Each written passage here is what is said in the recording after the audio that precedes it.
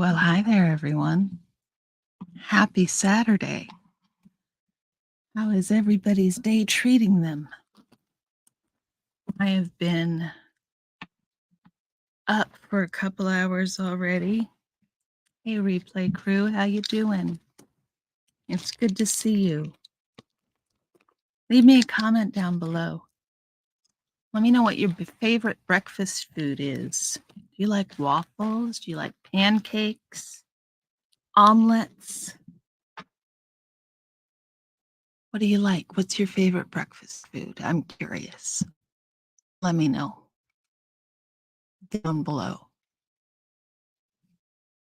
Hmm.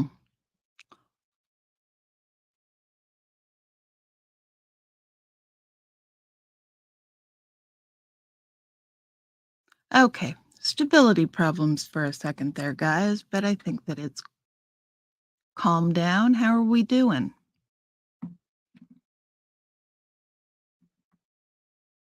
How are we doing? Let's see what we have set up.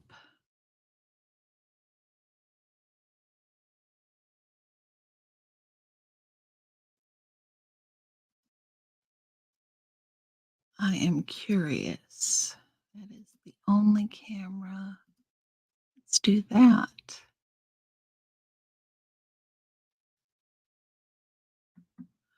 Okay. Hey, Sunrise Dawn, how are you doing? It is so good to see you. I need to fix my chair so it don't tip back. I saw you had a live last night. I'm really sorry I missed it, Sunrise Dawn. It looks like it was a lot of fun. Who did you have? You had Mary, I saw, and Dusty, and you're sleepy but okay. It's late there, isn't it? Almost afternoon, girl? Were you up too late again? Were you up too late again?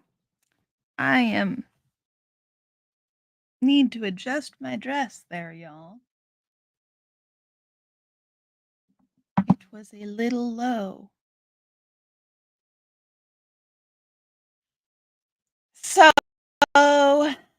this Saturday morning baking hour, this started out, y'all, because I needed to test my mic.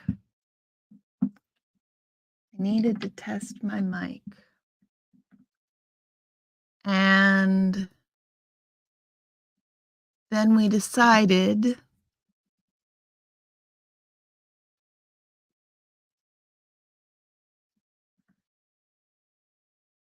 that we needed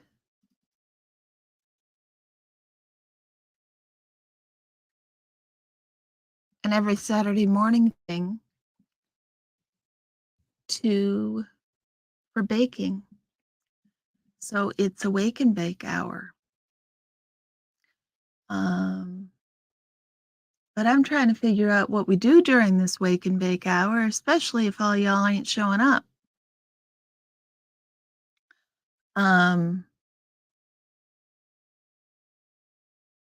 Because if you're not here, that just means there's no reason for me to be here, right?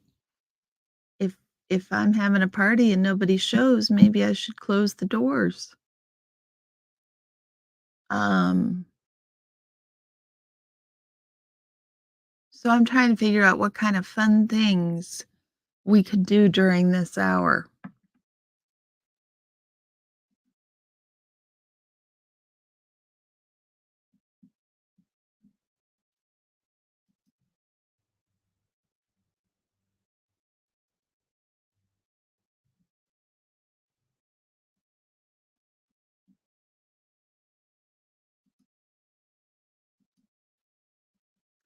You need to plan one ahead of time. Yeah, I think I need to plan a panel. I've been after Dusty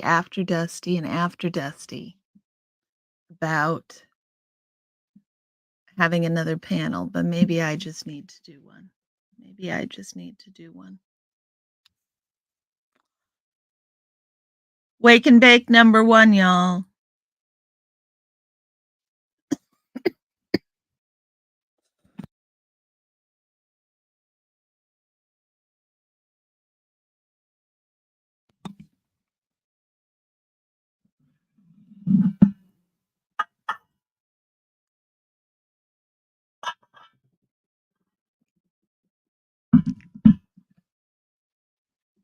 All of these noises, I need to really work on trying to make things quieter for you guys. I don't know what the microphone picks up or doesn't pick up, so it's hard to figure out. So, in the absence of anything fun, any great ideas,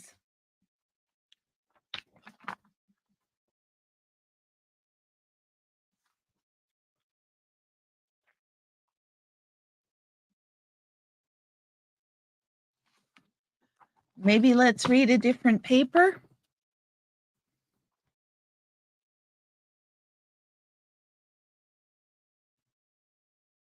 You just start talking and drop the link in the chat.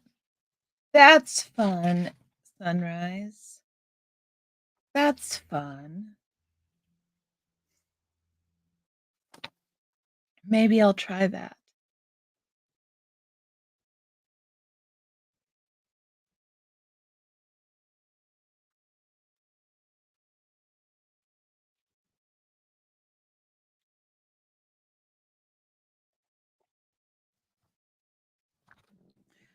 Anyhow, I've got this interesting paper,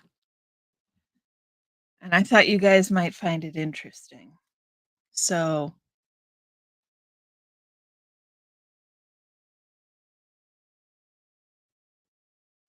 I will fall back on random ideas. Let me see if I can find this article on the internet, y'all. Hold on.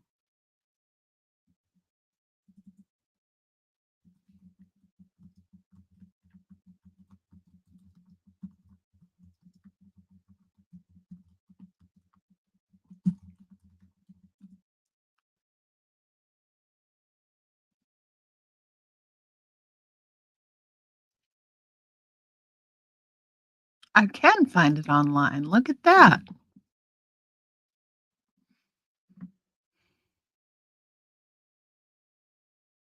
I can find it online.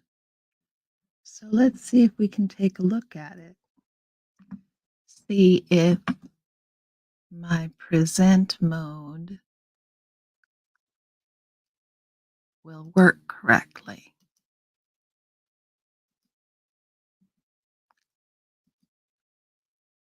Cross your fingers, sunrise, dawn. Look at that.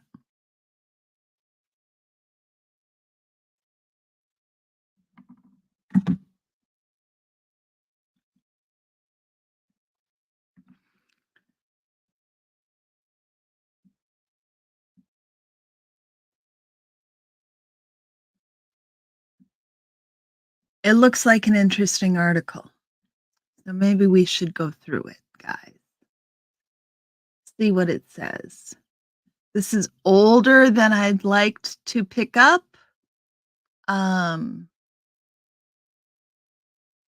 It was published almost 25 years ago now. So it's a little old. Oh, so much fun, sunrise, dawn. I was hanging out with hubby. So there are good reasons I missed all the fun. But I missed it nonetheless.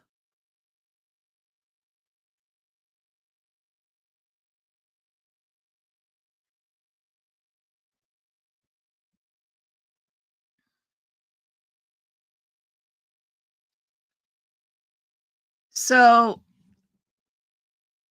this article, can I zoom? That's a lot. How do I zoom? How do I zoom? View. Zoom in.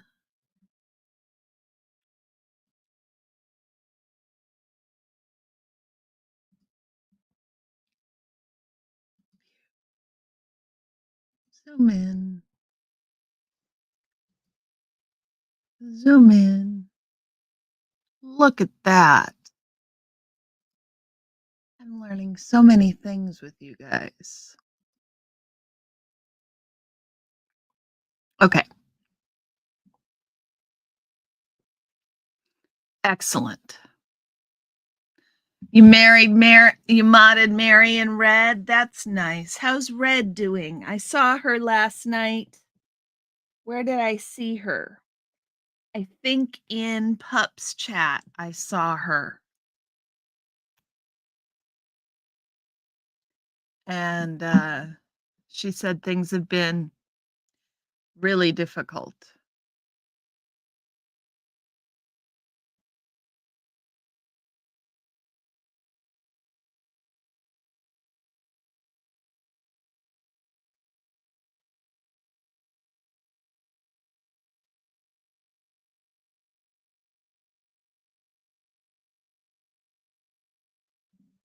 So she seemed okay? Good. Good, I'm glad. So this is going to be an interesting paper because I think this is a paper that's going to be talking about the importance of I think this paper is going to talk about how to better present Scientology to um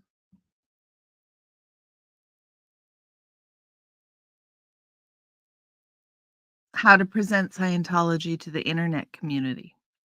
So again, what they're saying here is an examination of Scientology's website reveals that religious organizations can use the web to establish personas in ways that are much more effective online than offline. So this is a 25-year-old study talking about how to whitewash Scientology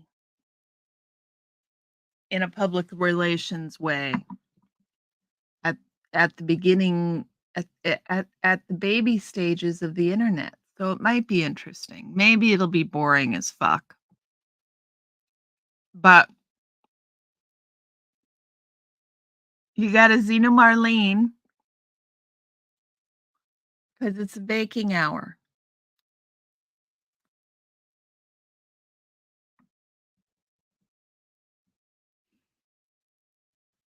So it says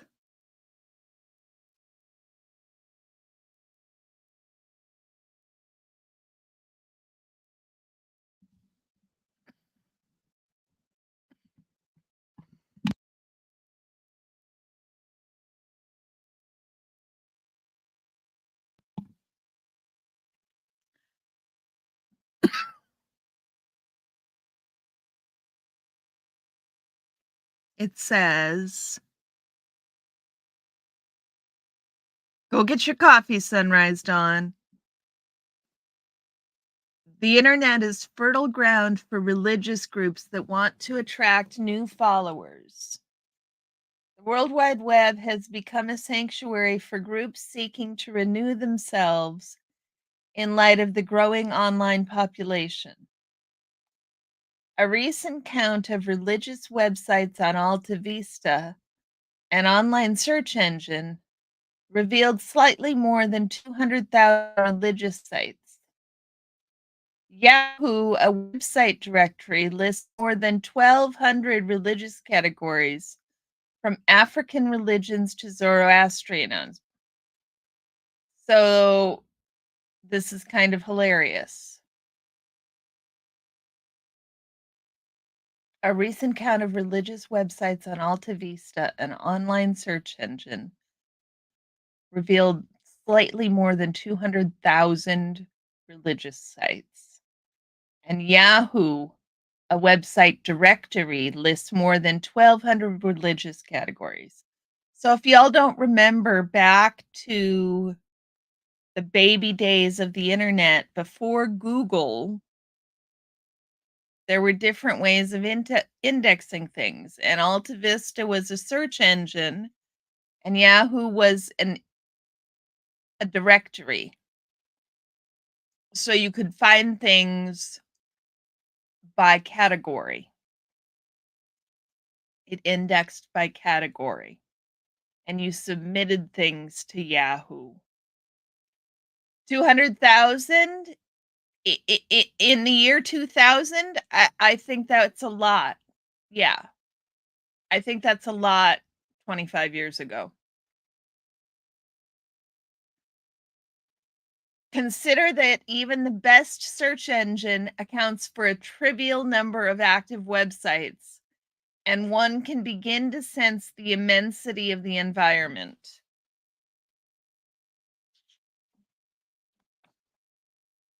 But as this playing field grows, religions, factions, and cults will be in competition, and questions of religious credibility will inevitably arise.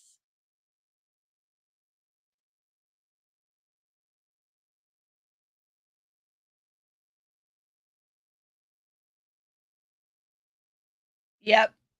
So they're looking to the future here. As this playing field grows, religions, factions, and cults will be in competition, and questions of religious credibility will inevitably rise. Will inevitably arise. Scientology is one such religion that has moved online. Scientology is unique, however, since its move online resulted not because of a need to reach new followers, but to respond.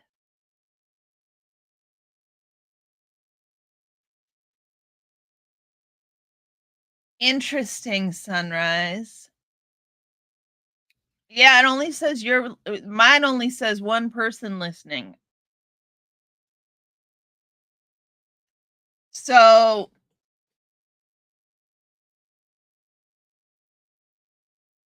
Scientology, he's saying this 25 years ago. Scientology is unique, however, since its move online resulted not because of a need to reach new followers, but to respond to its offline credibility problems. Look at that, y'all.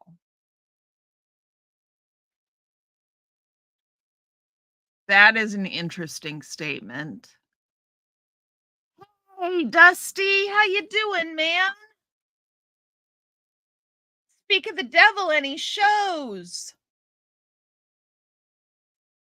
That is a very interesting statement, y'all.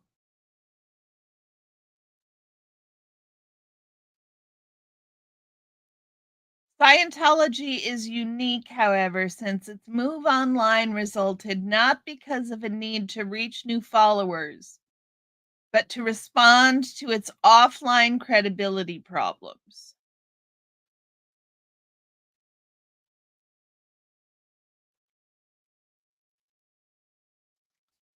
Further, Scientology is a self proclaimed religion that constantly seeks legitimacy from the government, the media, and its critics. If Scientology is able to succeed online, to establish a credible identity by employing web technologies, then it seems reasonable to assume that the web has potential for all religions. I saw that, Dusty. That sounds like fun. Therefore, Scientology provides a key case study in the examination of religions online. In the first section of the essay, I look at the ways in which the internet provides opportunities for religions, groups we assume ought to embody the highest level of virtue. Second, I explore what we might expect of a religion that is moved online by examining past rhetorical thought and what it has to say about religious character.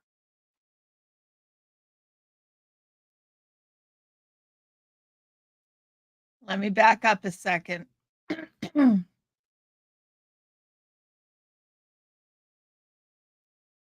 In the first section of the essay, I look at the ways in which the internet provides opportunities for religions, groups we assume ought to embody the highest level of virtue. Okay. Second, I explore Second, I explore what we might expect of a religion that has moved online by examining past rhetorical thought and what it has to say about religious character. Interesting. Really interesting.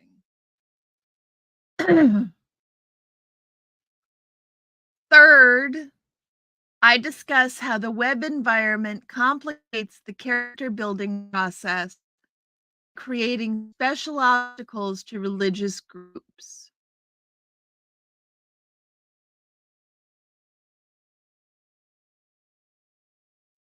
Fourth, I explore the historical background of Scientology as a religion with tremendous credibility problems. Here we go, y'all. Fifth, I evaluate Scientology's online persuasive efforts.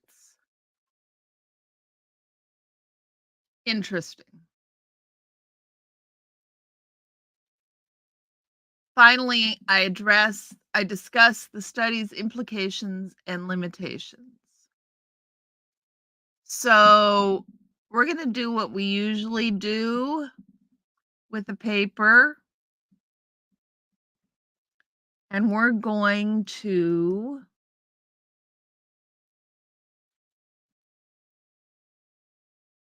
hop to the conclusion.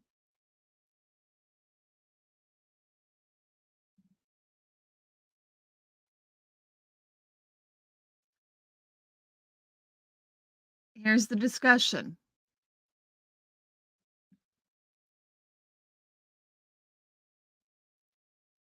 Scientology utilizes a variety of means to establish and enhance its credibility via the World Wide Web.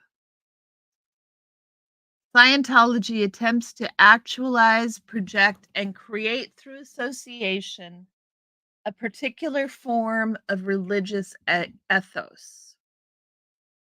The church employs the unique characteristics of the medium, the ability to link to other sites, colorful images and animations, sound files of Hubbard's sermons, and well formatted text to facilitate delivery of its message and direct users' attention to the content the church thinks most important.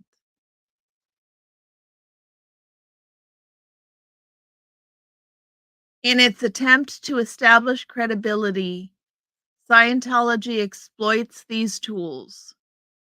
It employs them not just to spread its faith, but to correct what it believes are myths and misconceptions about the church.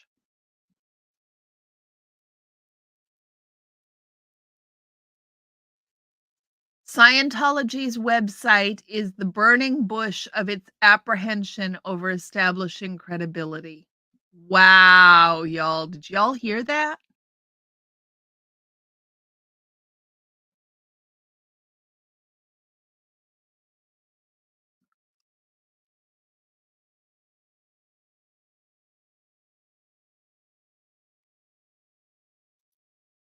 Religions Religions are made powerful by creating communities of believers. These communities will follow only as long as they can trust the religious message, the senders of that message, and the overall goals of the church. To this extent, it seems appropriate. No, this is a communications paper. What that sentence means is the Scientology website is evidence of its fear about establishing credibility.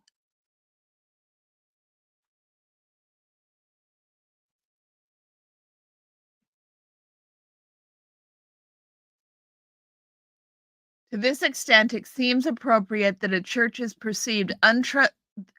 that is perceived untrustworthy will try many methods to rectify its image to recreate an identity of benevolence, authority, and legitimacy. Specifically, by presenting these traditional components, the church is attempting to establish a positive religious ethos. Scientology, however, tries at the expense of discretion. No worries, Sunrise. It's a confusing sentence. Its awards page links to 15,000 followers, links to its worldwide member institutions, multiple free info packs about the faith, and its many responses to popular quote misconceptions invite commentary about Scientology's motivations. There you go. All of this invites commentary about Scientology's motivations.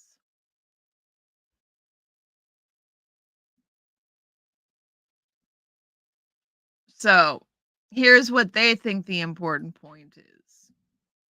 The important point, however, is that Scientology is able, because of web technologies, to employ all these measures. How this identity is crafted in the web environment, then, is the central issue. While the specific focus on religious discourse is substantive, the larger focus of concern rests with how online groups can establish a traditional form of credibility by filtering its messages through new media. As observed with Scientology, religious groups can employ a large number of web technologies to triangularly craft their ethos that is actualized, projected, and constructed through association. By utilizing awards, audio, video files, animation, professionally designed images, text concerning goals and reputation, and expert testimony, rather than traditional broadcast media, web designers have multiple tools to alter a religion's image by portraying a group as virtuous and benevolent.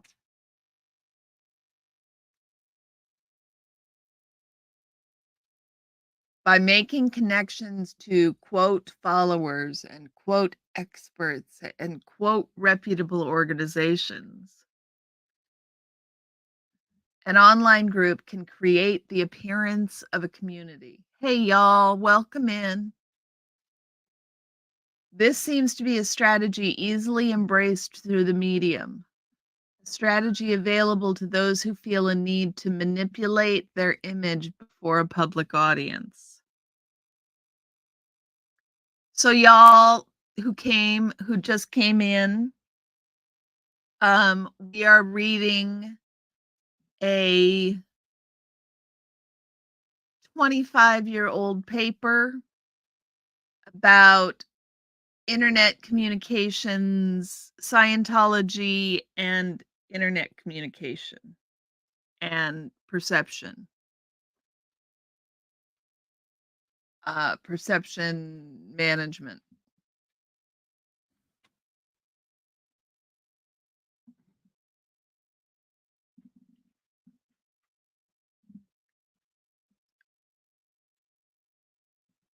So I want to read this paragraph again. I should drop this link in the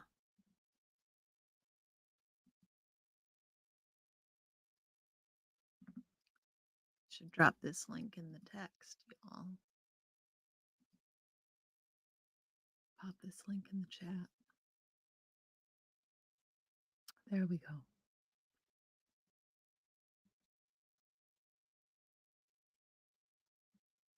Okay.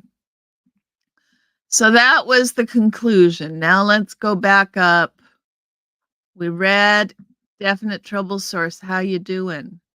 We read the introduction.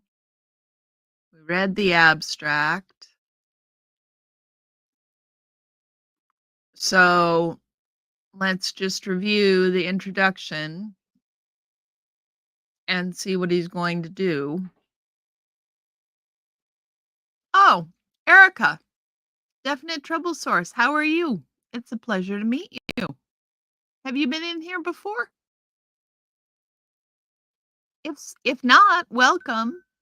If so, welcome, welcome. Welcome to the corner joint. Like, you rarely make a live.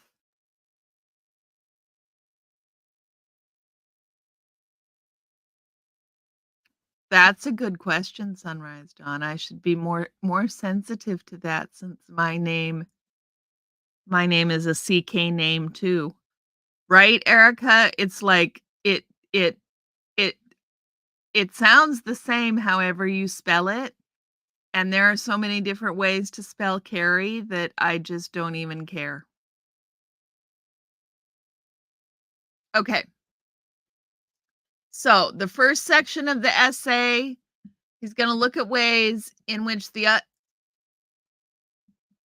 it's nice when it's correct, exactly. In the first section, I'm going to look at the ways in which the internet provides opportunities for religions.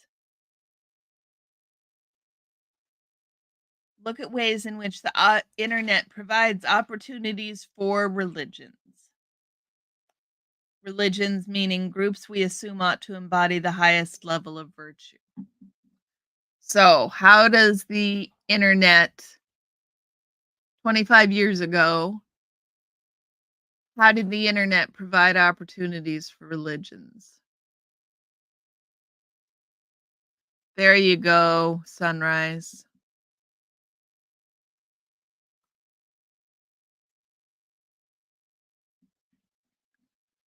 Religions go online. Is that the first section?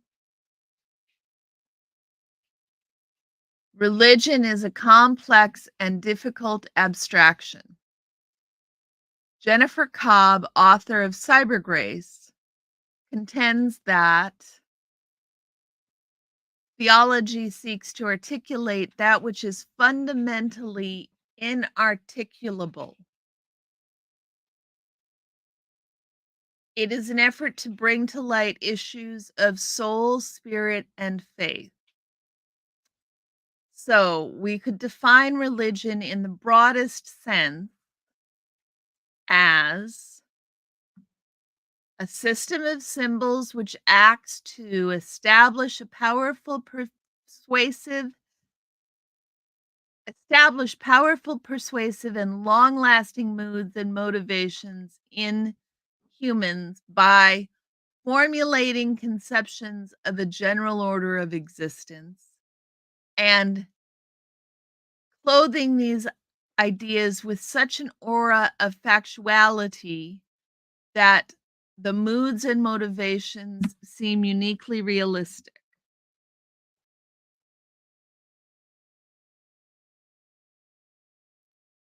Hmm.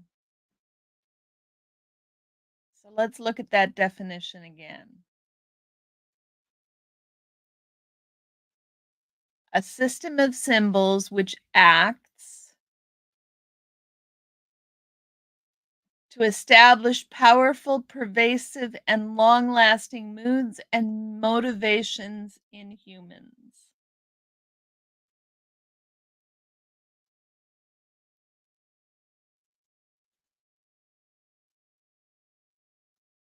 By formulating conceptions of a general order of existence,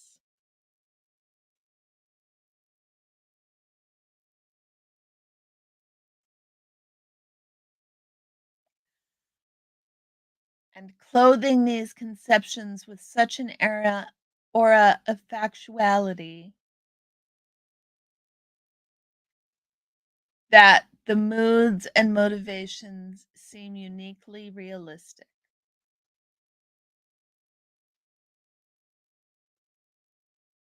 Hi, Dakota. How you doing? So,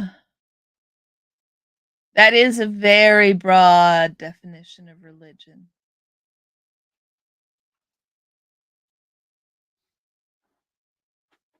That's a very, very, very, very, very broad definition of religion, but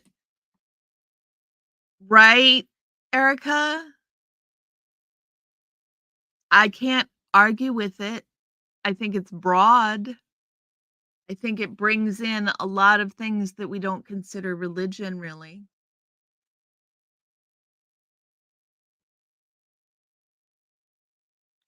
I think it's a good definition. It's the definition we're working with in this paper at a minimum. Yeah, very broad. Okay. Although religion has always been a source of controversy, the online environment has spawned an entirely new era of spiritual questions. Is God on the internet? Does the visual capability of the web offer a new hermeneutic for interpreting the Bible or other religious writings? Let's look up what hermeneutic. What's hermeneutic mean?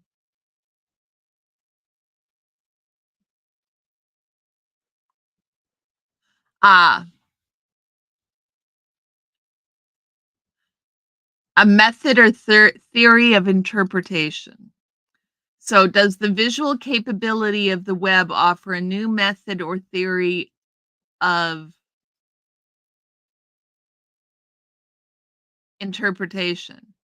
Does the visual capability of the web offer a new method or theory of interpretation for the Bible or other religious writings? Another way to interpret the Bible. Does the visual capability of the web offer another way to interpret the Bible or other religious writings? How does one give an online sermon or prayer?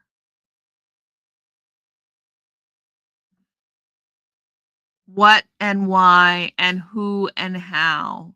Yeah.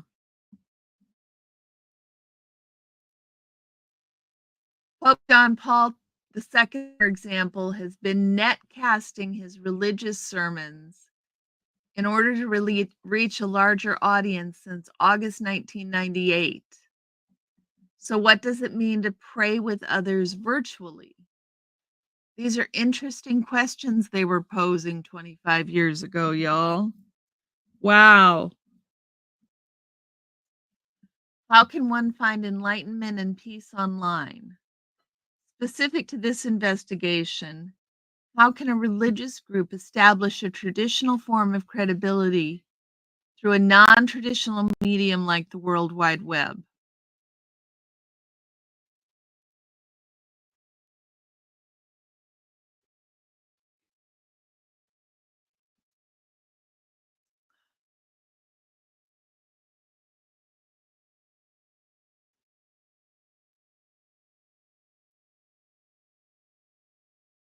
How can a religious group, so this is the question,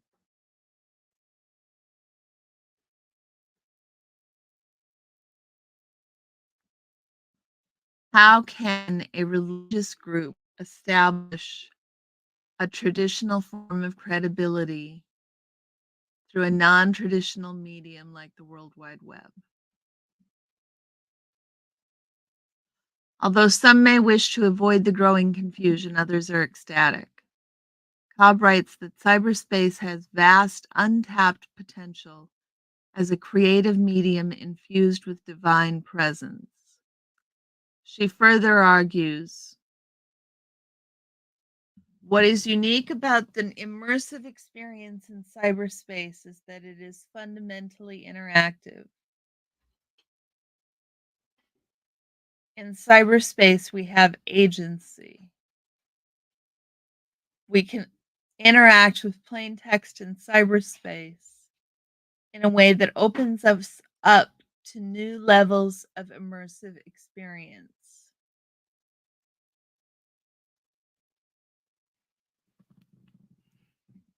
Indeed, the possibilities exist for virtual tours of the Bible, conversations with dead and living prophets, or a walking journey with Jesus. With the level of interactivity possible online, one may feel closer to God in a way that is not possible by hearing sermons in church or reading scripture in print. This is just really interesting from 25 years ago.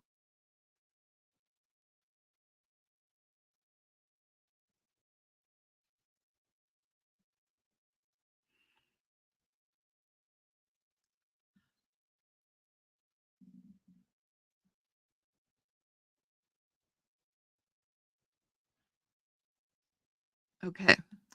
While it seems that there are too many religions to examine, these religions are increasingly more accessible from the computer literate public. In a matter of seconds, a user may travel from the Vatican's website to the Satanic Network, from speaking to a Buddhist monk to having words with a cult fanatic. Let's see if any of these links work, y'all.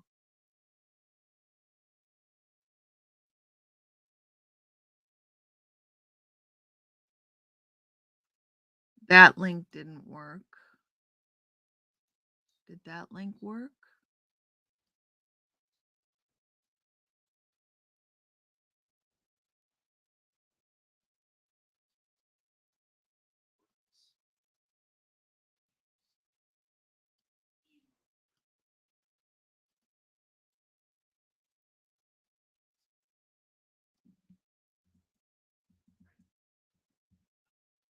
None of these links work. Hmm.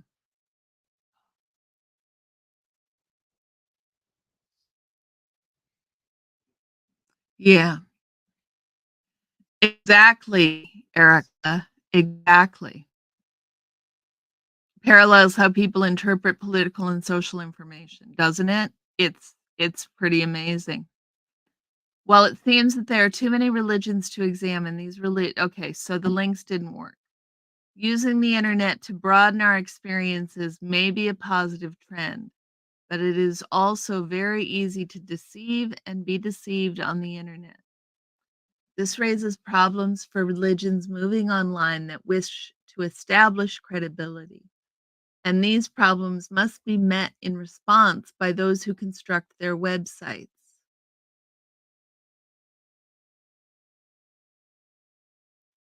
Aristotle noted that the first step towards establishing trust is creating the perception of practical intelligence, moral virtue, and goodwill toward the community.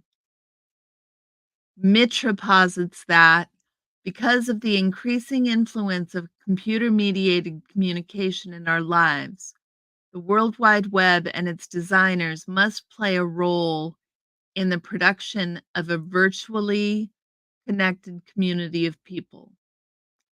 Cobb claims that it is only in the context of communal reflection that the sacred dimension of cyberspace will truly flourish. If Mitra and Cobb are correct, the appearance of positive religious ethos based upon the perception of communal goodwill is critical to the success of any religion. Right. The appearance of positive religious ethos based upon the perception of communal goodwill is critical to the success of any religion.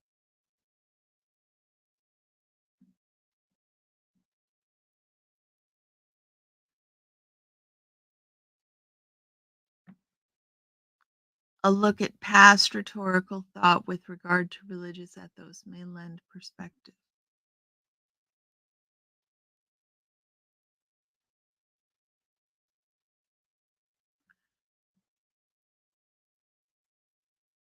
Religious based ethos.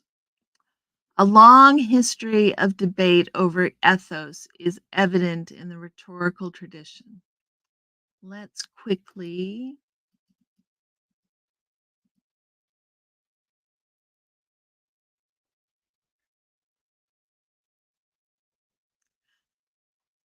Ethos is the characteristic spirit of a culture, era, or community. Okay, Sunrise.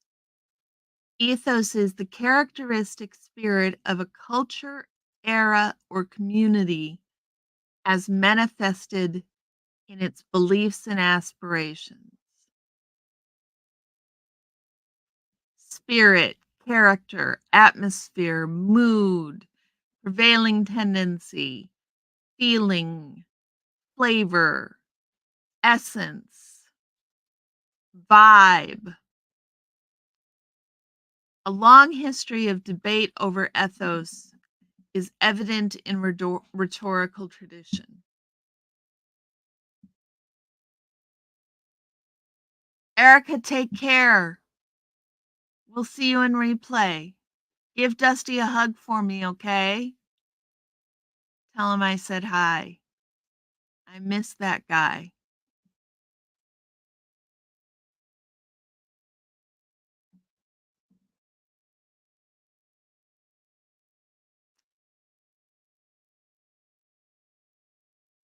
The term has been characterized by attention among what qualities we ought praise and condemn. Thank you. Thank you very much, Erica. I appreciate it.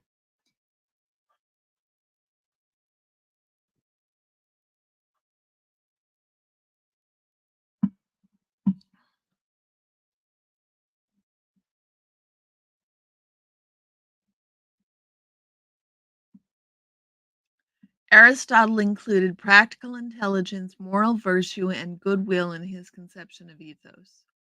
The Romans later added concepts such as modesty, temperance, honor, and courage. In the centuries following, the construct has grown exponentially more complex, including more modern concepts such as dynamism and charisma. Ethos is, at its core, a perception, an illusion wrought by a rhetor. Rhetor, I need to look up what that means. An orator. Ethos is, at its core, a perception, an illusion wrought by an orator in selecting appropriate and sometimes inappropriate words, artifacts, and actions in order to gain the trust of the other. To this extent, Aristotle asserted that this should result from the speech, not from a previous opinion that the speaker is a certain kind of person.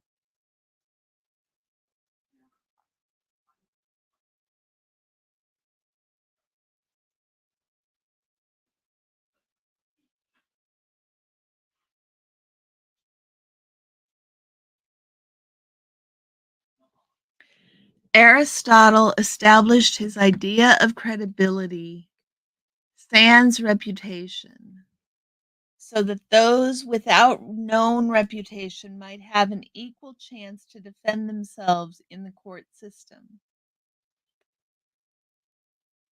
However, it seems overly facile to assume that reputation was not instrumental in persuading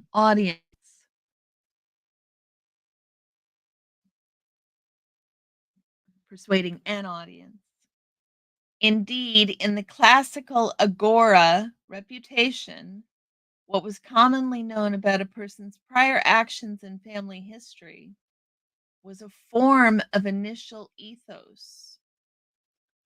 What's in the classical agora? What's that mean?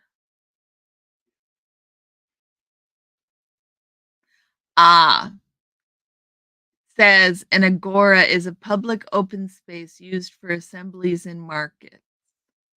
So in the classic market, reputation and what was commonly known about a person's prior actions and family history was a form of initial ethos. It's very interesting, y'all. Audience members could verify these assertions if the community were small enough. On the other hand, the online audience is dramatically larger. And since the web environment was created without traditional gatekeeping controls, such as editorial boards, there is little way of verifying the words of another, especially if there is no feedback mechanism, such as an email link or a telephone number. Moreover, it is difficult to assess the recency of information since there is often no way to verify how long the information has been online.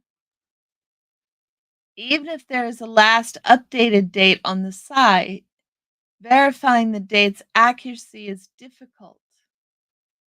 It seems reasonable then that establishing trust between an online group and its users may be more difficult than what it might be offline in a face to face situation. Despite these obstacles, religions that wish to go online must shape their identity by appealing to what might be called a traditional view of religious character, while simultaneously filtering those traditional appeals through the new environment and its technologies.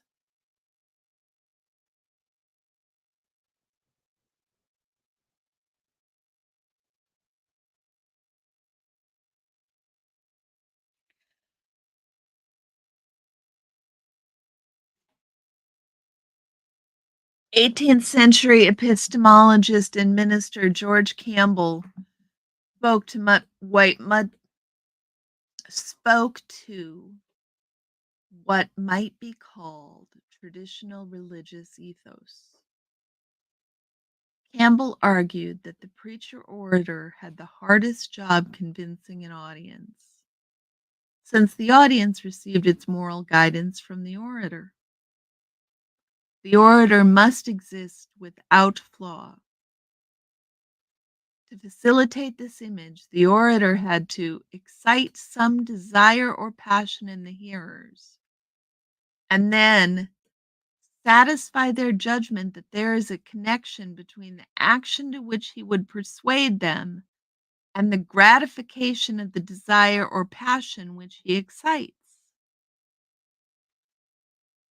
Religious ethos is one of authority and must be established by embracing moderation, candor, and benevolence.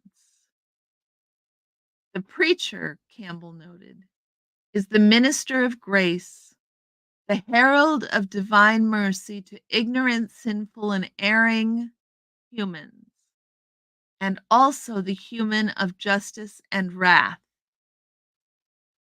The preacher orator, therefore, must exemplify the pinnacle of morality and show concern for the community in order to persuade the audience. Well, that's in the 18th century, ain't it, y'all? That's not today.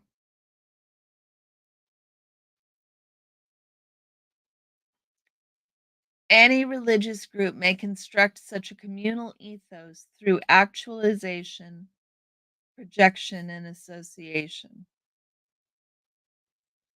First, it can actualize ethos demonstratively, or in other words, perform it for the audience. It is an ethos of linguistic action. When speakers point to the charitable deeds that they have done in the past, it is an attempt to alter the perception of their reputations by actualizing ethos. The strategy is typical of much discourse, not just religious communication, but also in forensic and deliberative rhetoric. Lawyers, for example, construct witness and defendant's credibility by their listing accomplishments and deeds, or simply stated prior action. If the speaker is unable to talk about the positive deeds that they have accomplished, their ethos is weakened. Similarly, religious leaders must demonstrate to the audience moral virtue and a concern for the community by talking about past actions that have helped the welfare of the larger community. Remember, y'all, we are talking about Scientology here. This is a paper about Scientology and media.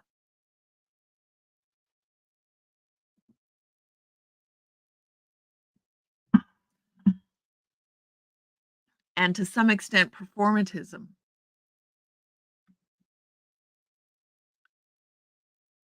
Projection is a second vehicle through which ethos may be created.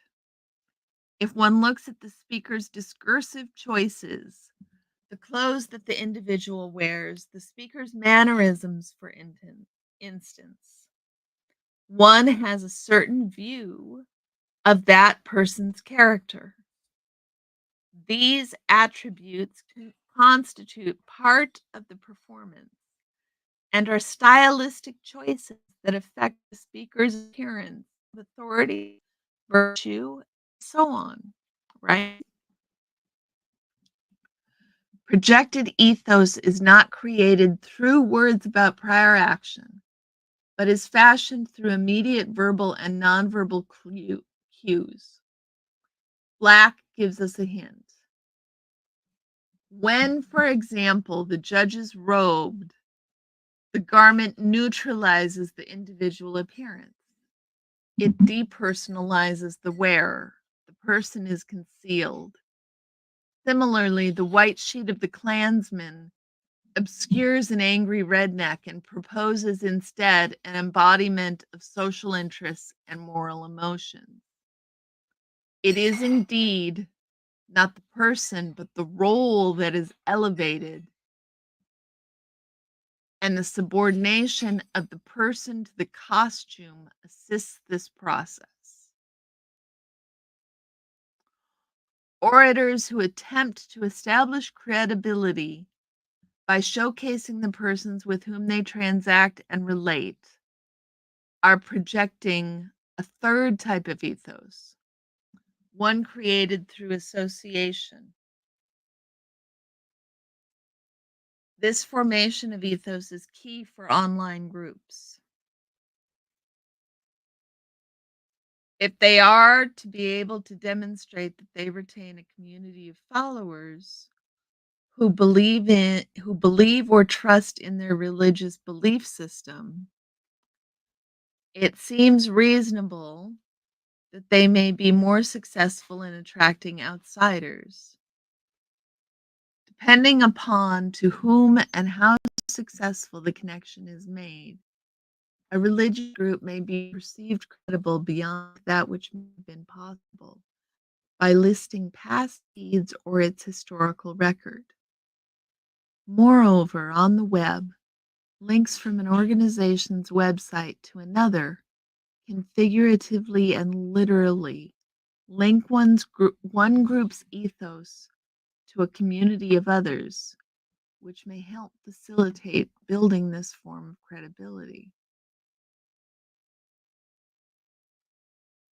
Several scholars help us understand how an associative ethos might work. Hart contend that one method for improving one's perception of competency, an element of ethos, is to associate oneself with other high credibility sources. Osborne and Osborne suggest that in basic public speaking, citing or using experts to strengthen one's speech or position allows you to borrow ethos from those who have earned it through their distinguished and widely recognized work. Logue and Miller state that rhetorical statuses arise when communicators position themselves to each other as each takes account of salient qualities of self and other. These authors further argue that each person at any time has many rhetorical statuses depending upon the extent of that person's communicative relationship. The types of connections made to other people or other communities can substantially affect the degree of perceived credibility.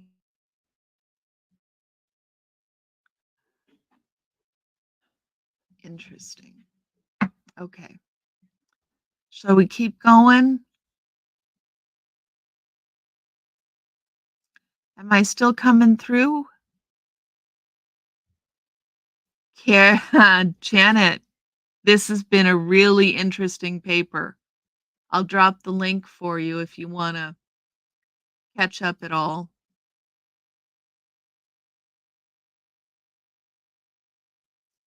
I'm sorry, Sunrise Dawn. It's 25 years old, Janet, and its predictions are really very, very interesting.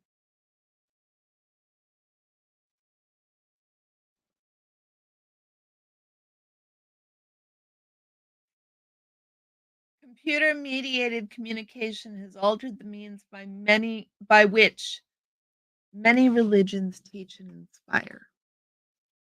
O'Leary and Brasher claim that as traditional religions enter or experience computer mediated communication, they radically transform, a metamorphosis that has parallels in the historical evolution of Christianity as it resisted, adopted, and adapted the concepts and methods of classical rhetoric. Hold on a second, y'all.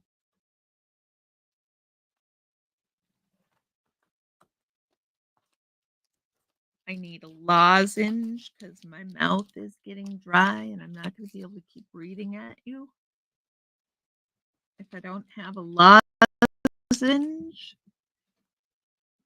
and some lip gloss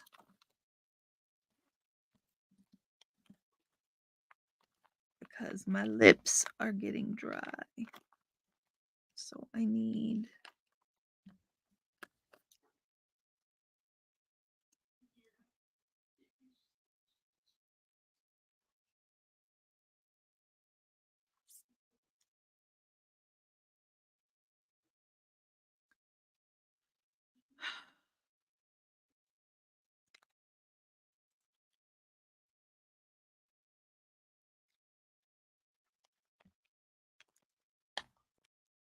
okay, a little bit of lip gloss.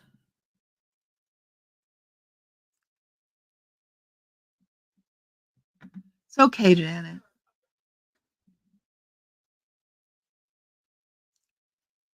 In light of our new media revolution, religions may constantly seek to renew their credibility by taking advantage of modern technological changes. Indeed, the belief that religions ought to conform to cultural changes is well documented as a central tenet in modern Protestant theology and was theorized by its father, Friedrich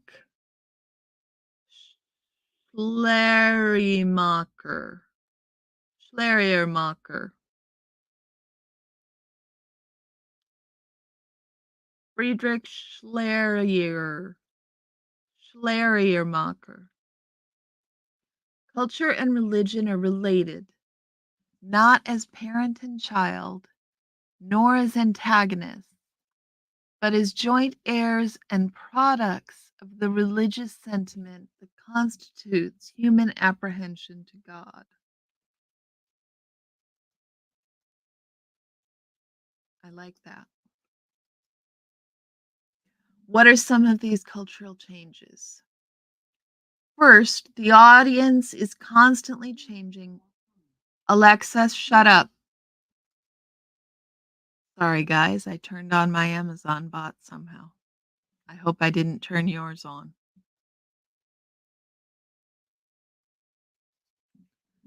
So, what are some of these cultural changes? First, the audience is constantly changing as new users go online. Some estimates approximate that more than 1 billion web pages exist and are increasing rapidly. That was 25 years ago, y'all. That was the estimate of how many web pages existed 25 years ago.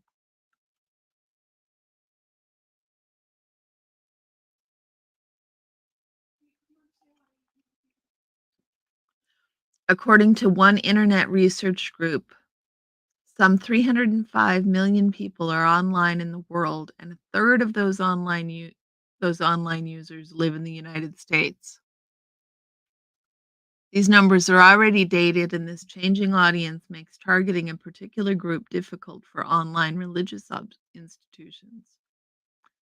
Furthermore, O'Leary and Brasher argue that computer mediated communication has altered the traditional space where individuals used to pray and meditate, turning it into an electronic public forum where these same people now meet to expose their religious and philosophical beliefs to the scrutiny of non-believers or exponents of other faiths, and to engage in debate and discussion with others. These online religious spheres offer challenges to those who would ordinarily find comfort in their place of worship. O'Leary and Brasher note that net discourse has the potential to level old hierarchies and status, or to allow people to move more freely among them, enabling, for example, people without theological training to engage in dialogues with clergy or university professors.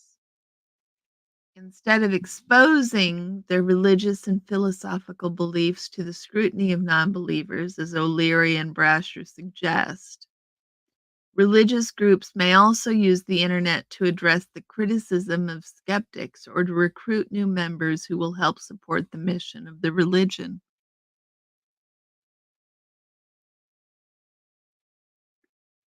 We're almost there, y'all. We are almost there.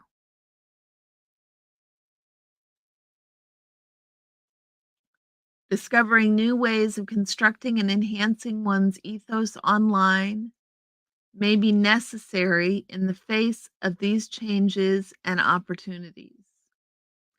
The ability to link itself to another is the very essence of hypertext and may be the key to constituting religious ethos. Without this utility, hypertext would be nothing more than reading a book or magazine. It allows us to construct vast new publics connected to each other not by geography, but by technological links and shared interests. Within these publics, online religious groups must reconstitute their ethos in a way that it embodies the unique tools of the medium, or as Aristotle would say, makes use of the available means of persuasion. This would suggest, then, that to construct an associative ethos online, one must take advantage of the hypertextual medium and the ability to link one site to another. Taking a closer look at a current religion online, and whether or not it's embraced the web in this fashion, might help us understand the current status of the web as a religious medium. So here we go.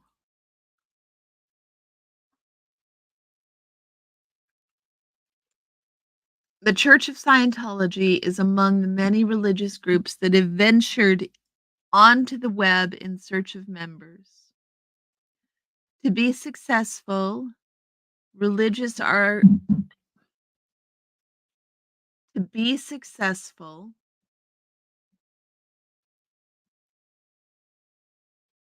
religious organizations must embrace the online environment as a vehicle for communication while appealing to our traditional views of religious character. Scientology provides a useful case study for online. Much love, Janet. Talk to you soon. Hugs to your sister.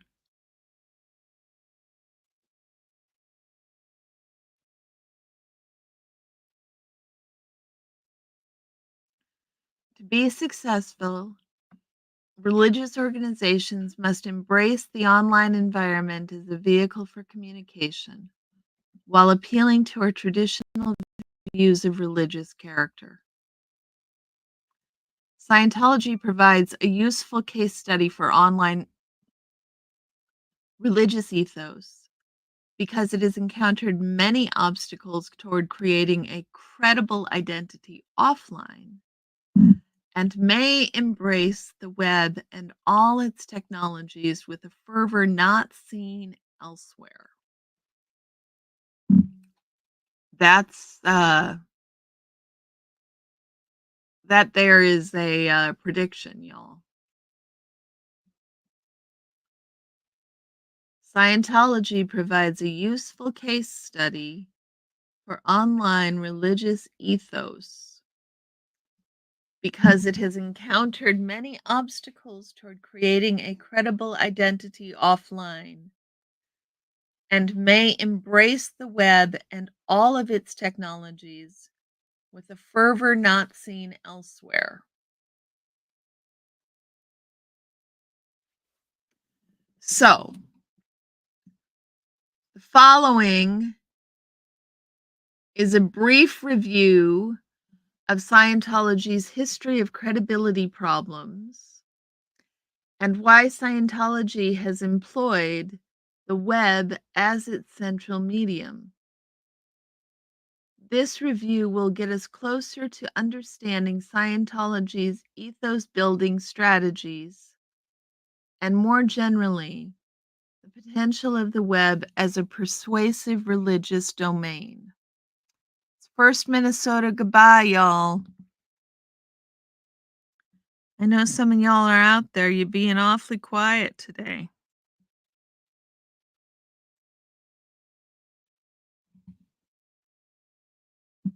So, this is apparently a timeline of the church from the Boston Herald.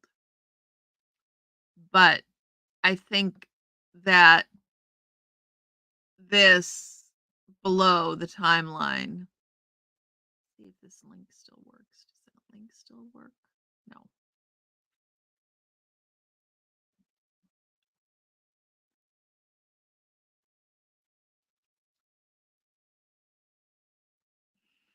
In 1998, the New York Times, a 1998 New York Times article demonstrates the importance of image for Scientology. France's article, it's okay, Sunrise.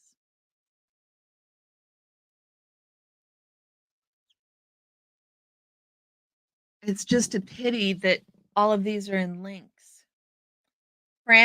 France's article, Scientology's star roster enhances image, centers on Scientology's strategies for legitimacy.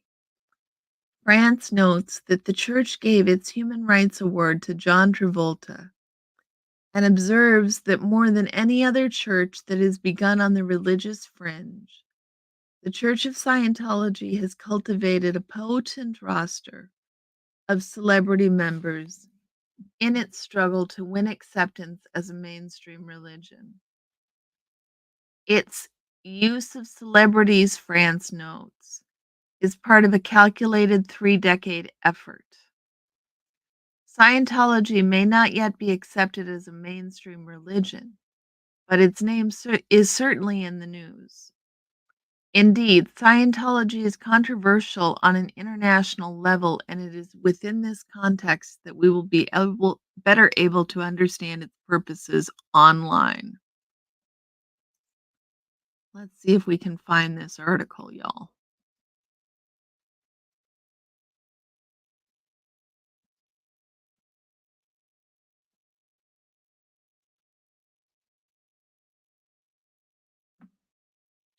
Look at that.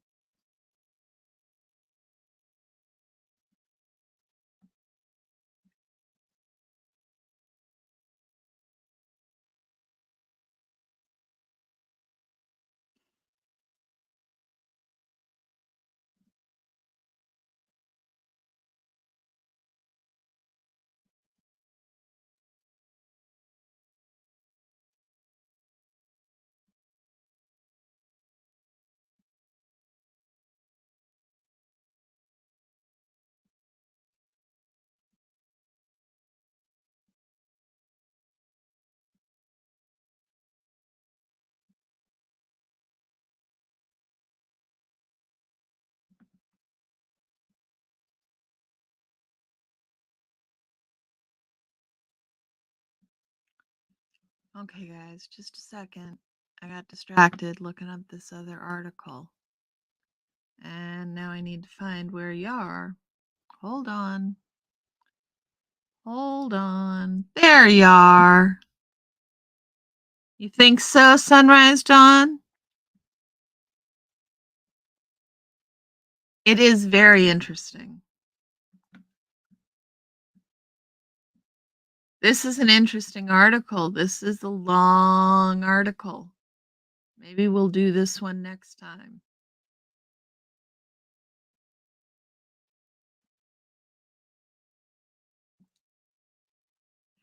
Okay. Um so that article is easily looked up. So the article centers on Scientology's strategies for legitimacy. France notes that the church gave its Human Rights Award to John Travolta and observes that more than any other church that has begun on the religious fringe, the Church of Scientology has cultivated a potent roster of celebrity members in its struggle to win acceptance as a mainstream religion. Its use of celebrities, France notes, is part of a calculated 3-decade effort. Scientology may not yet be accepted as a mainstream religion, but its name is certainly in the news. Indeed, Scientology is controversial on an international level, and is within this context that we will better able to understand its purposes online.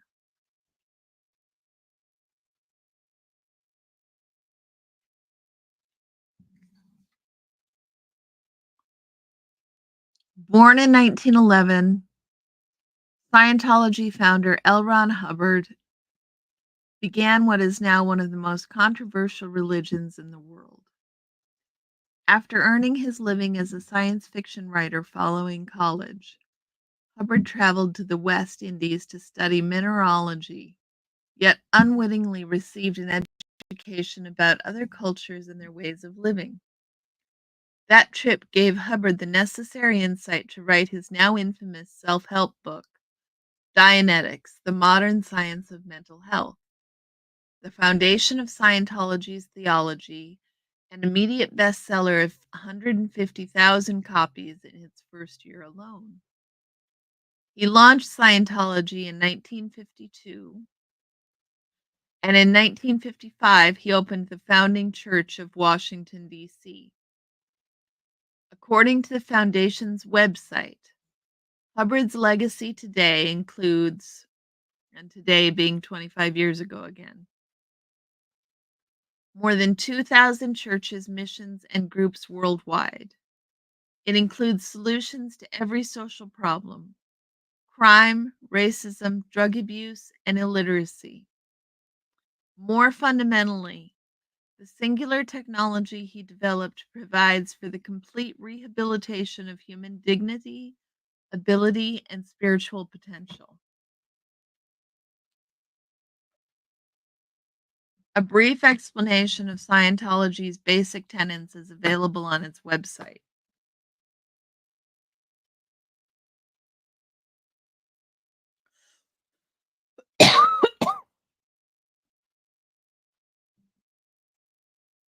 Oh, guys, I just blew past the first Minnesota goodbye.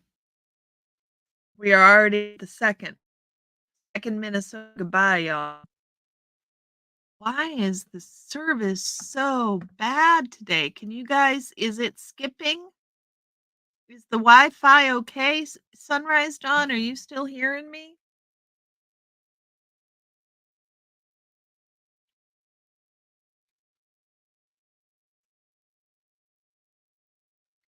A brief explanation of Scientology's basic tenets is available on its website.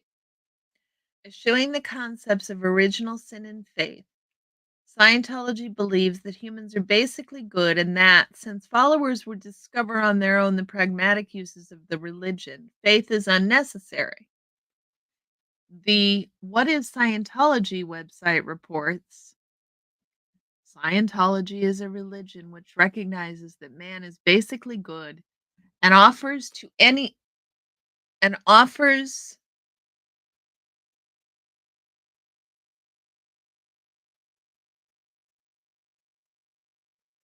tools anyone can use to become happier and more able as a person and to improve conditions in life for himself and others. Cricket!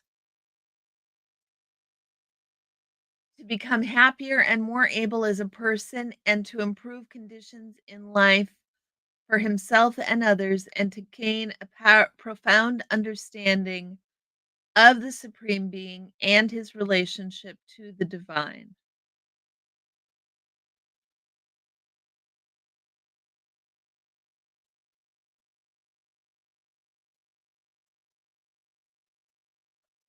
Scientology's three fundamental truths include humans are immortal spiritual beings. Cricket, you won the Who Comes In After the Second Minnesota Goodbye Prize. Humans are immortal spiritual beings. Our experience extends well beyond a single lifetime, and our capabilities are unlimited, even if not presently realized. On its Why is Scientology a Religion page, not, no, because it's the third Minnesota Goodbye. The third Minnesota Goodbye is the important one.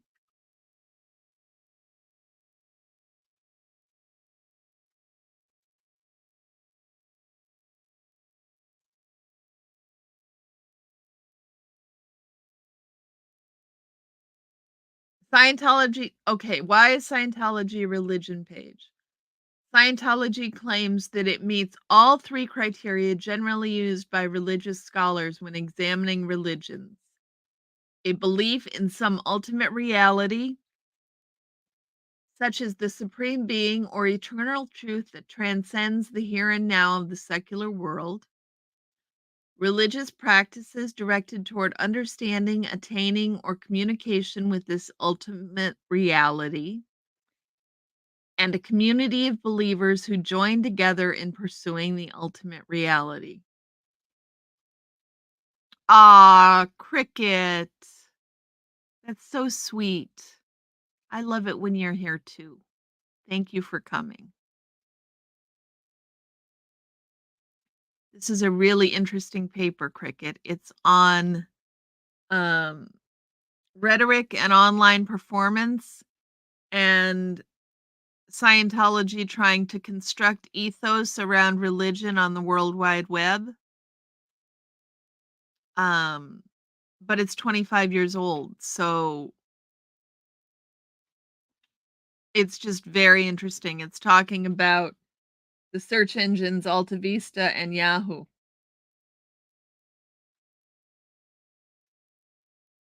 really taking us back, time warping to another world. So this is an interesting definition of religion, and I think it follows in line with the definition of religion, the broad definition of religion that was given at the beginning of this paper. And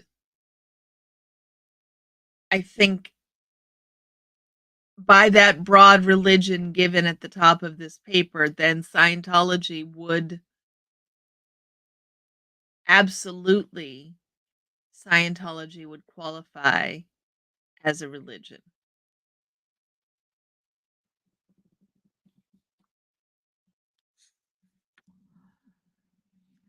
So here we go. While enlightening for some, Scientology has its critics.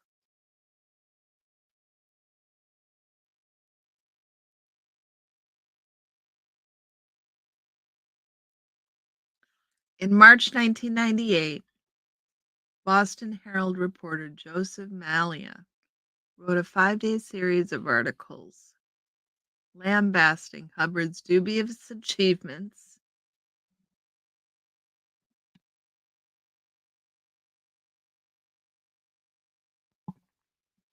the religion's financial misdealings, its unproven and possibly dangerous anti-drug program, and its criminal handling of skeptics. Among the more critical remarks, Malia reported, the cost of Scientology's training is said to total year $2,000, y'all. Said to total $376,000 to complete. And many of Scientology's ex-followers say they were manipulated, abused, or held captive when they tried to leave the church. I want to see how much $376.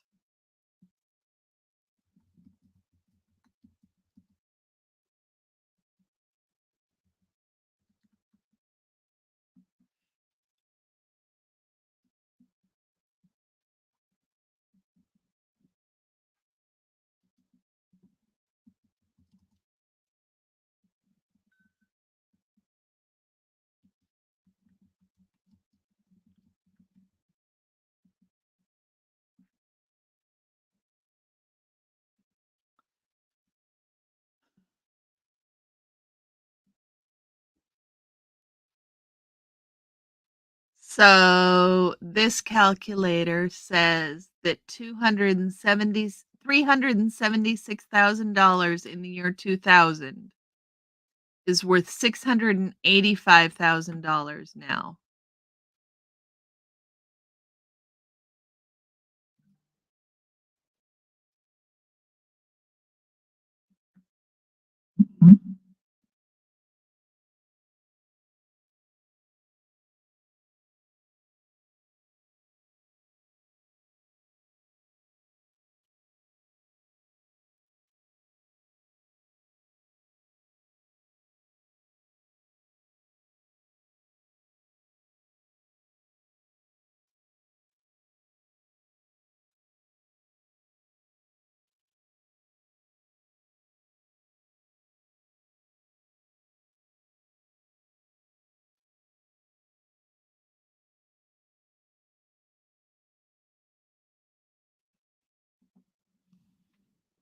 Oh,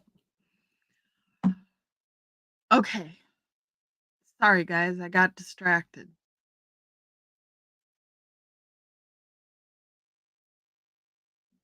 Okay, here we are.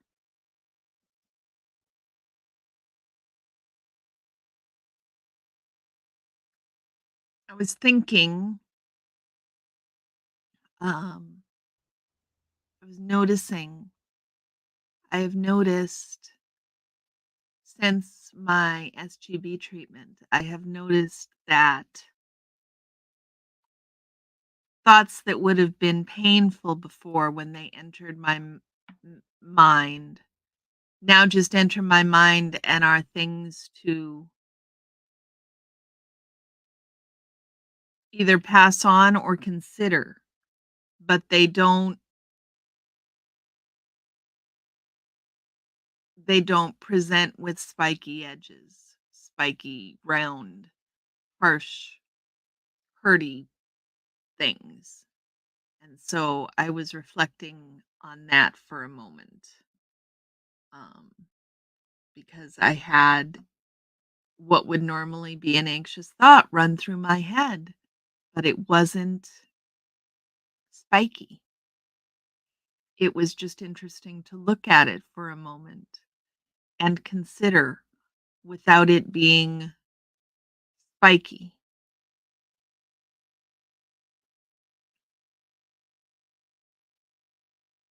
Yeah, it was cool. So, back to the very public war between Scientologists. Yes, the negative self-talk. Cricket. Yeah. That's been it's been, I think, much reduced, and they're not spiky. At least for me, they were spiky. somebody else told me they were seductive and um all encompassing. That's not how mine are. Mine are spiky and hurdy.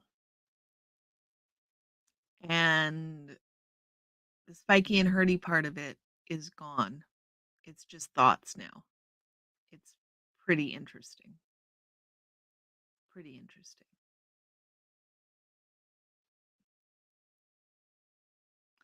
Yeah, I mean, I'm still not quite believing it, Sunrise. I'm still not quite believing it because,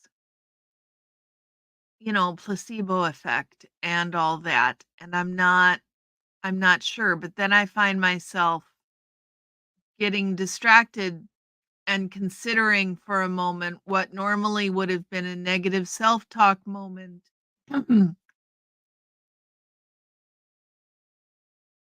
that would have hurt and that I would have sped by and not even considered. It's just it's interesting. It it doesn't hurt. It doesn't hurt.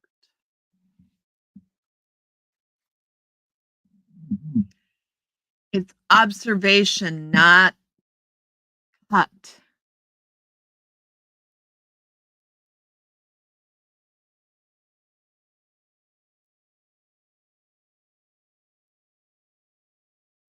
It's observation now, not a cut.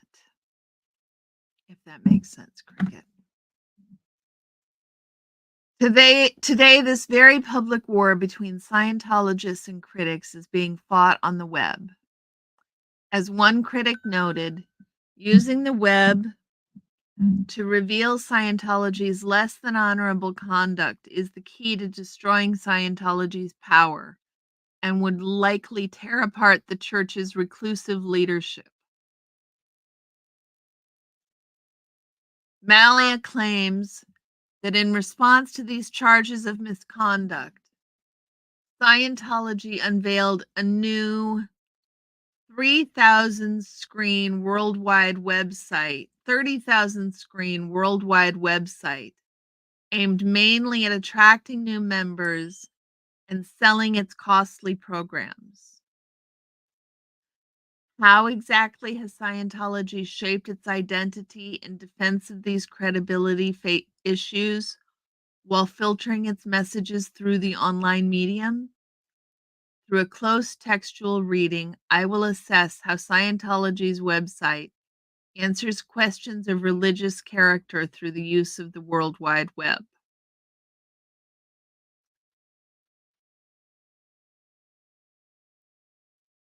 Many scholars have preferred textual criticism for the analysis of religious documents.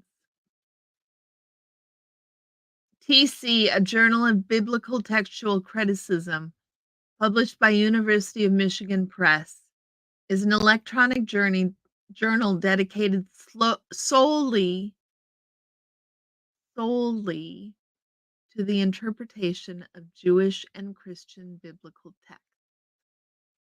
A website inspired by the Encyclopedia of New Testament Textual Criticism claims that religious textual criticism is about working with the materials available to reconstruct the original text of an ancient document with as much accuracy as possible.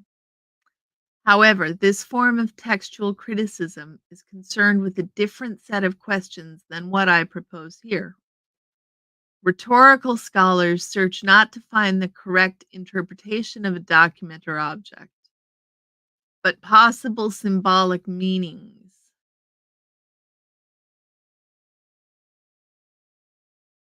Right, Cricket? Yeah, it's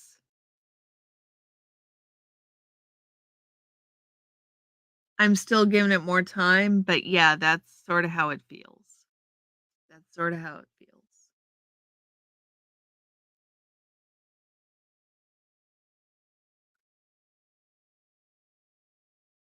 Religion has been of scholarly interest to many rhetoricians, but few, if any, have looked at religious websites. While I base this examination in a classical understanding of character, it is my goal as a textual critic to investigate Scientology's rhetorical strategies by locating meaningful rhetorical patterns and situating them within its discursive context.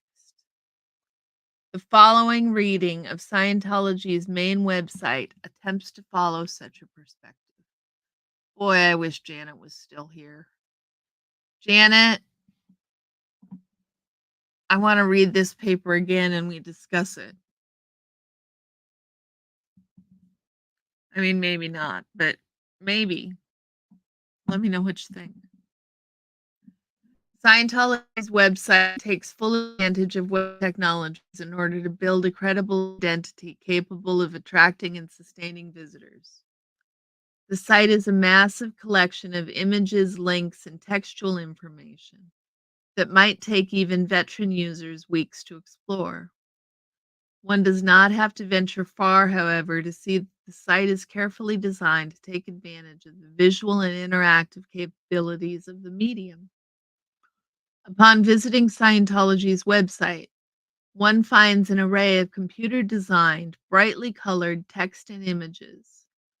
Furthermore, its main page allows the user to email for more information, take a virtual tour of Scientology's organizational structure, listen to Hubbard via real audio. I'm sure there's other ways they have now to listen to Hubbard. Real audio was a big thing back in the day.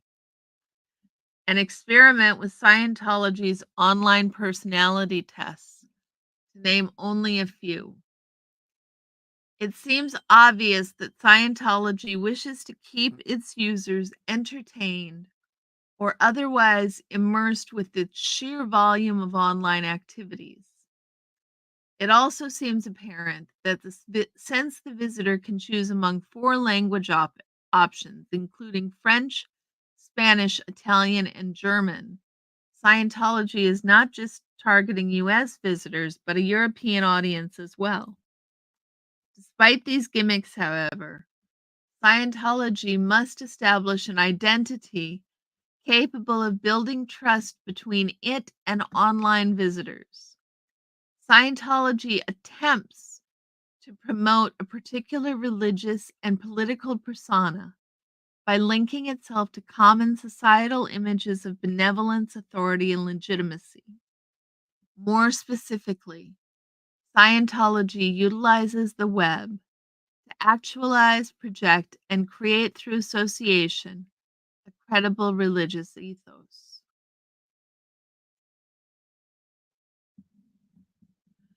Scientology's website designers attempt to create a benevolent, community oriented image, as the graphics here suggest. As soon as the first page appears, one can find the word free repeated in four distinct places. The Scientology workshop, an orientation film, a Scientology information pack, and a personality test online. Scientology's repetition of the word free projects an image of charity or altruism. On the related sites page, Scientology states that its programs service the community. Scientology keys into ethos related terms such as ethics, social betterment, public benefit, human rights, rehabilitation, education, trust, honesty, moral values, and criminon, with or without crime.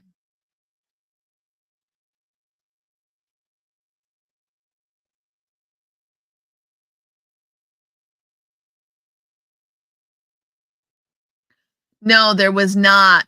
There was not, Erica. Yeah, their current website still what it was 25 years ago? Has it not updated?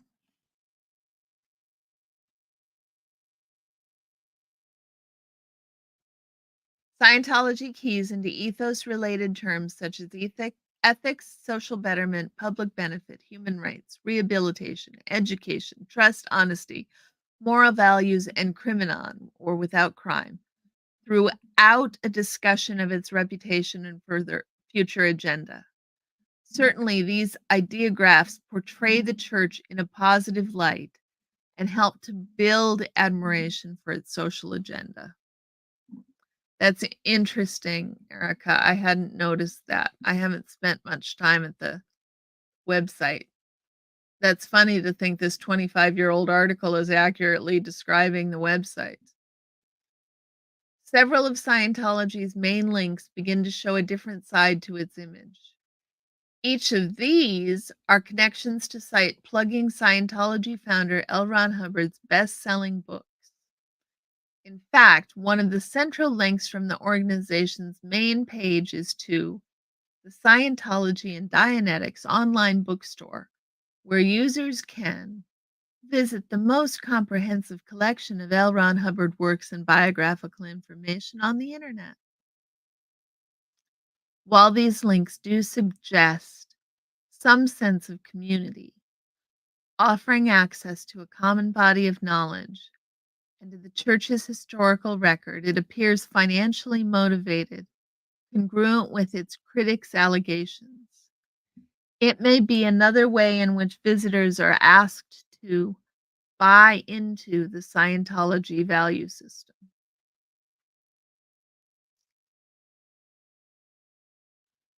Aspiring to address its lack of credibility issues, Scientology attempts to answer visitors' concerns with a page called Scientology Questions and Answers.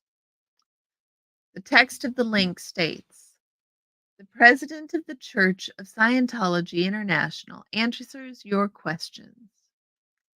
These are not just any questions that the president will answer, however, but are the most frequently and candidly asked questions about Scientology taken up one by one.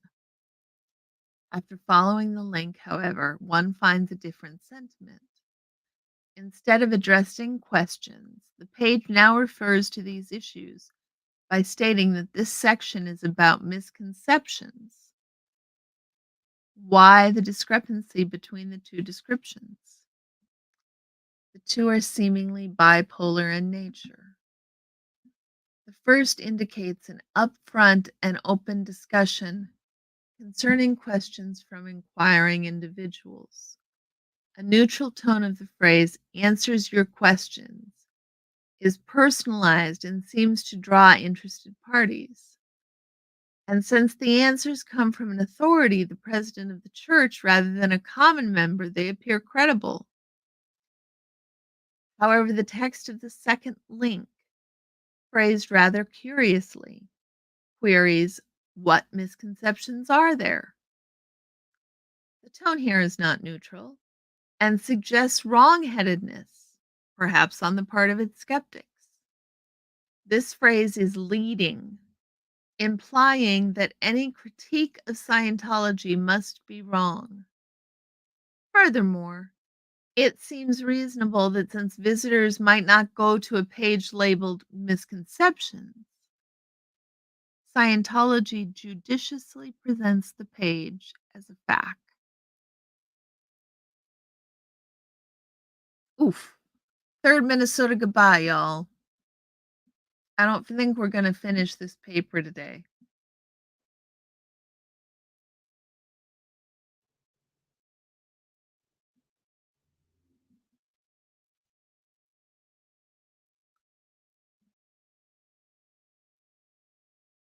The first two questions on the answers page are concerned with what is seemingly the most important and controversial issue for Scientology: finances. Both questions address specific problems of financial credibility. The first, hasn't there been a long battle between the Church of Scientology and the IRS, is about Scientology's struggle with the Internal Revenue Service over its religious legitimacy. In celebration, the church claims The battle with the Internal Revenue Service was finally and favorably resolved on October 1st, 1993. On that day, the IRS issued letters recognizing the Church of Scientology International and its related churches and organizations, all 150 of them, as tax exempt under Section 501c3 of the Internal Revenue Code. Apparently, Scientology felt a need to prove to its non members its religious legitimacy, and this tax exempt status offers it that chance.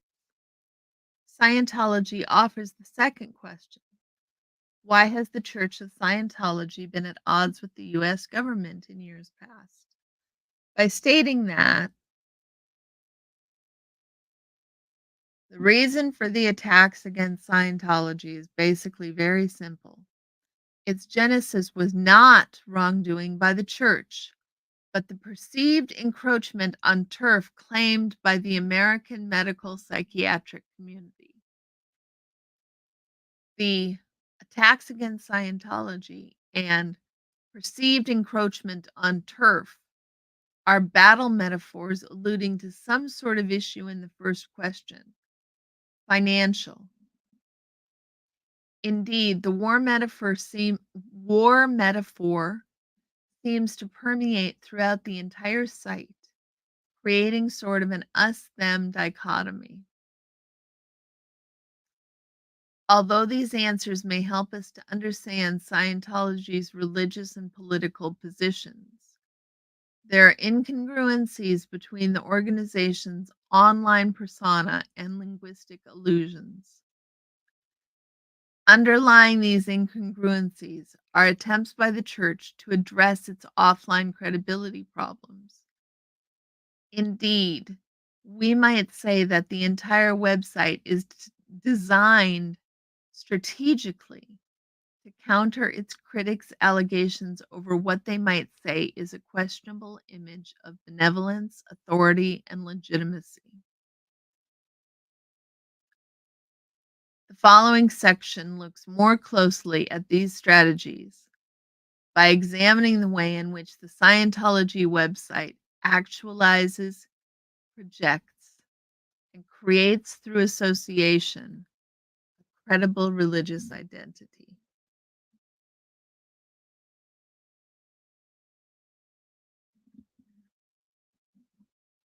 You guys liking this? I find it really interesting.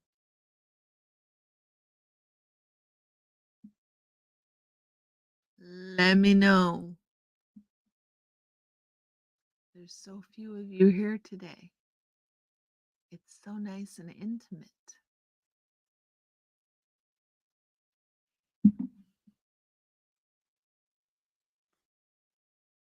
So in 2000, it was estimated to cost $376,000 to climb the bridge. And now that $376,000 is worth $685,000. $685,000. It's just amazing. Just amazing.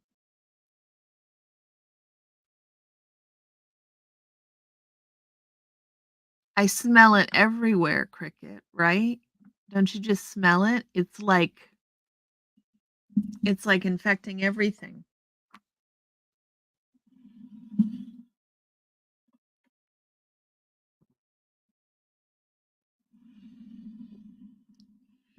It's extremist finding extremists, because the thing about extremists is the extremists of all groups are more alike each other than they are like the group that they're within. And every group has extremists. The extremists, the Republican extremists, the Scientology extremists, the cultists, the high control groups all of those type of extremists are more like each other than they are the group they're attached to. Christian Christian extremists are more like Islamic extremists than they are like other Christians, if that makes sense, y'all. So,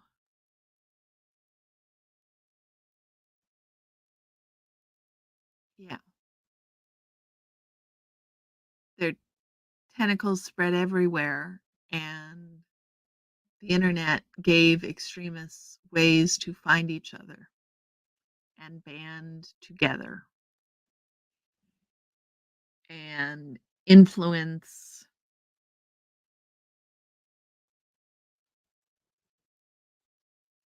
Yeah, it's kind of everywhere. Okay, let's see how far we can get through creating a credible religious.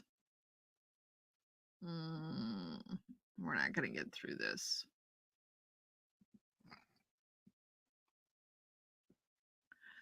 This is the last part. Well, Dawn, Cricket, Erica, what do you guys think? Do we save this last section and do it another day, or do you guys want to try and plug through it today? I am fine with either.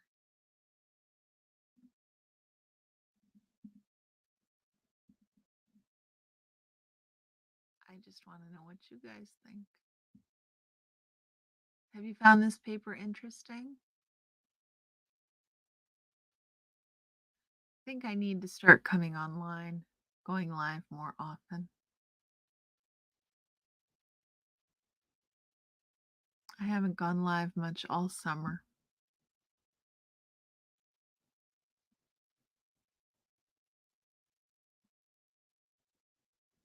It's been a really nice vacation, though, guys. I haven't had time off without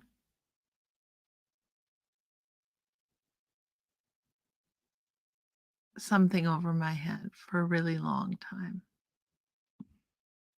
And yeah, we can save it for another day, sunrise, dawn. That's totally fine. That's totally fine if you need to run.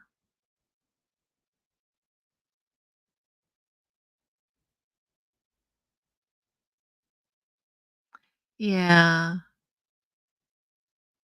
Oh, thanks, Cricket.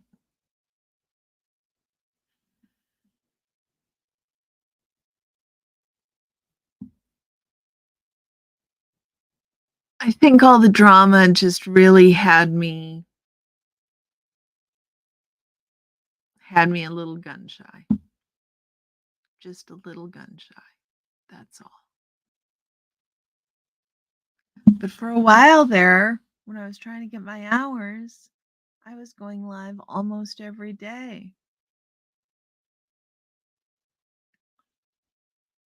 Does it talk about Narcanon here?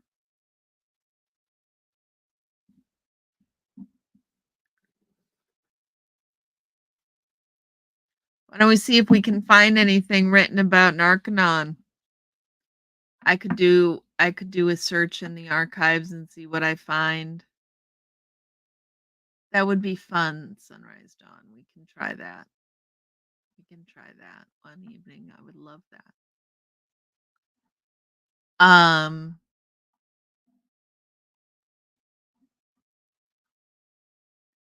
Cricket, I wonder. Well, give me a second here.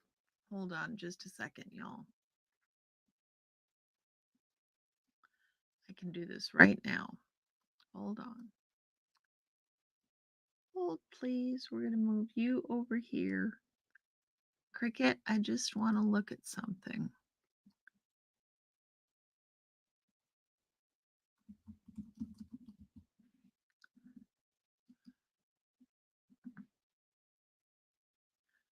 Cricket, I wanna just log into the library really quick and look at the journals and see if there are any journal articles about Narconon, because it has not occurred to me to check that ever. What do you think? Should we do that?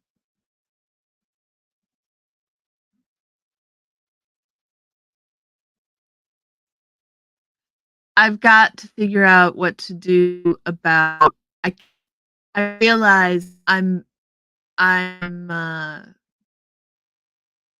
by reading these papers online, I'm going against copyright. I can't do that. I can't read the papers. Um,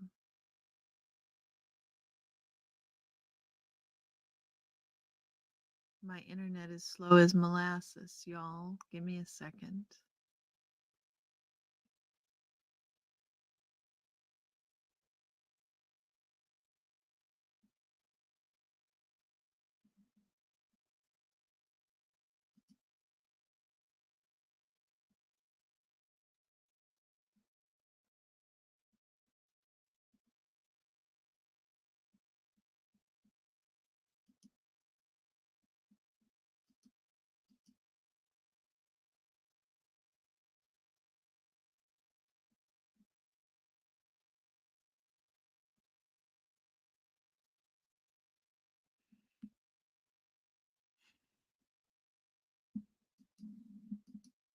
Hold on a second, guys.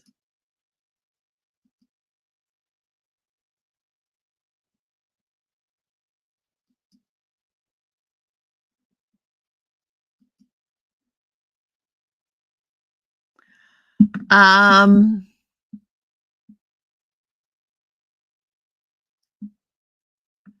if I did it for the purposes of education. But I don't know that I can argue if I'm monetized, Cricket. If I'm monetized, I can't argue I'm doing it for the purposes of education, I think. I think that's my problem.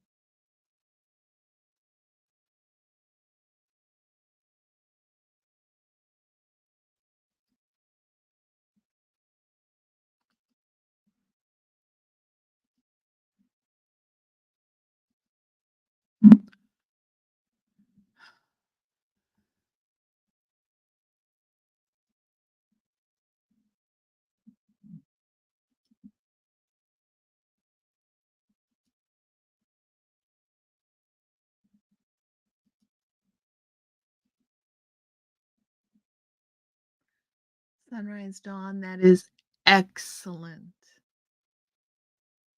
Excellent.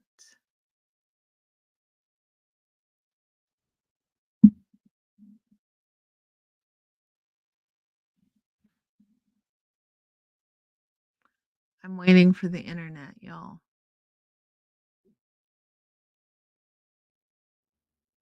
Thank you.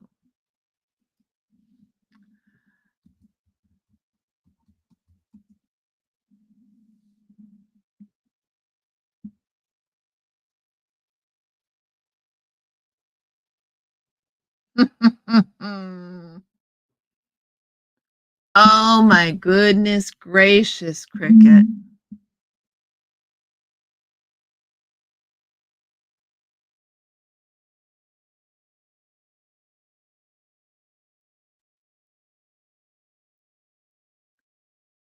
Well, the first paper that came up is called Shells, Fronts, Astroturfing, and Beyond, examining concealment strategies of proxy organizations.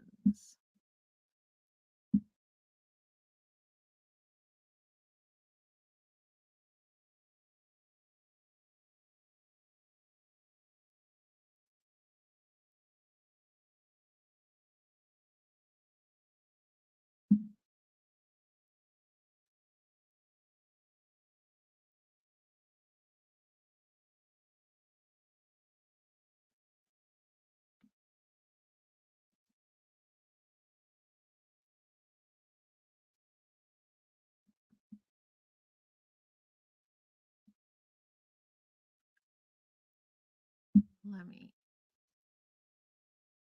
try the search again. Hmm.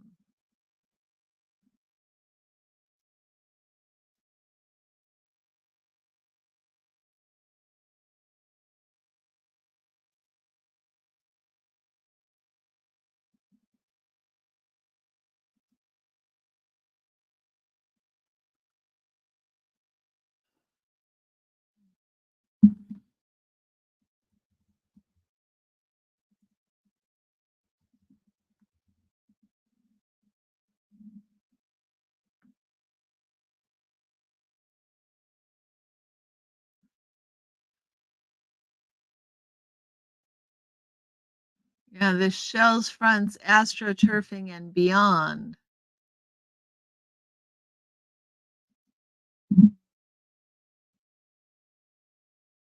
Examining concealment strategies of proxy organizations.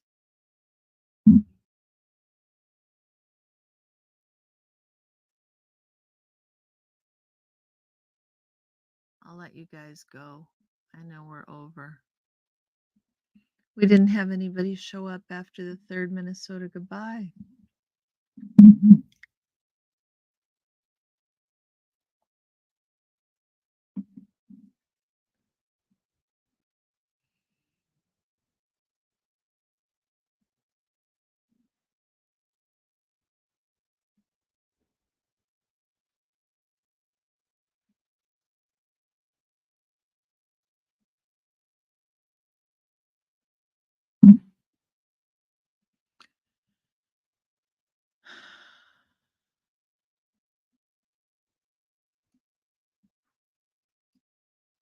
Hey, y'all. How's it going?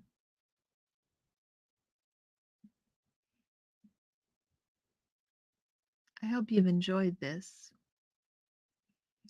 I think I should probably let you go.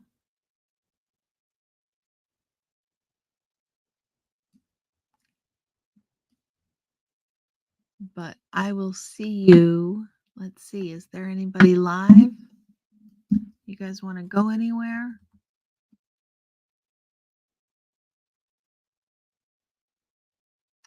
Wendy's live. Dawn, are you still here? No, it's okay, Dawn. There just haven't been many people. It just might not be the right time. It might not be the right time.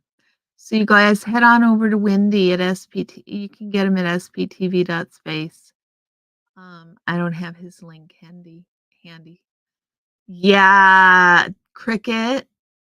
I got Midge. She is my size.